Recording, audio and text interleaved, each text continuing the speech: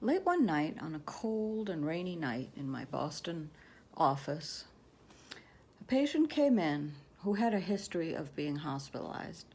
And every time that she had a major enraged meltdown, her family would just call an ambulance and they'd put her away. And then her mother would come a few days later and say, "Get your act together, behave yourself, do what you're supposed to do," and yank her out.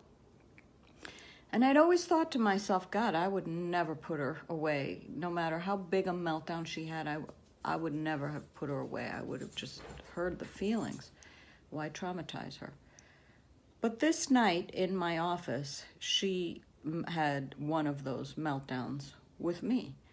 I had told her I was leaving for Boston. She had been left in Barbados as a toddler for years while her parents came to this country to look for a better life, and she'd been passed around from one aunt's arms to another aunt's arms, and she preferred getting super drunk and getting crazy than getting close to anybody. And now she had let me in, and it proved to her that she couldn't trust anybody. So at the end of the session, she said, "Can I have a hug?"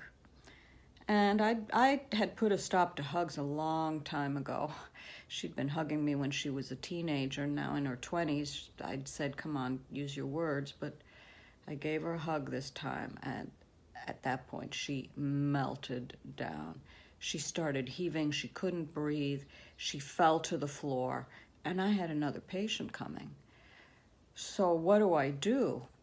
And that's when I remembered that I had vowed not to put her away. So I called the next patient and I canceled it, and then I thought, well, what do I do now? She was still heaving in a mess on the floor. She could hardly breathe. And I decided that if I went to my chair, it would feel so cold. If I touched her, it would be a violation. So I kind of kneeled next to her, and she could kind of probably feel that I was there next to her. And then when her breathing slowed down, I went back to my chair. And for the next 2 hours, she told me everything she hadn't told me before about all the bad things that had happened to her. And she had melted down right at the entrance of my door, where I had like a welcome mat. It was like a straw mat. And after her breathing slowed and she rolled over, her head was like half on the mat and half off the mat, and it didn't even matter. And after that session, about 3 weeks later, she got a boyfriend for the first time. She let somebody in.